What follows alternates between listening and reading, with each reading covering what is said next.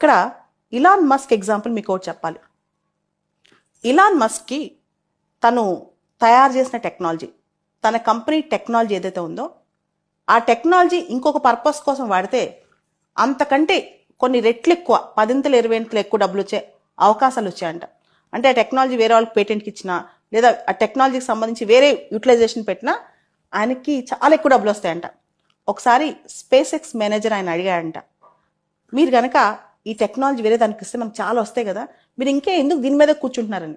ఆయన ఒక మాట అన్నాడంట, నాకు ప్రపంచంలో దేంతో సంబంధం లేదు, నాకు ఒకటే కావాలి, నా టెక్నాలజీ మార్స్కి వెళ్ళటానికి ఫాస్ట్గా వెళ్ళటానికి ఉపయోగపడుతుందా లేదా, అంతే.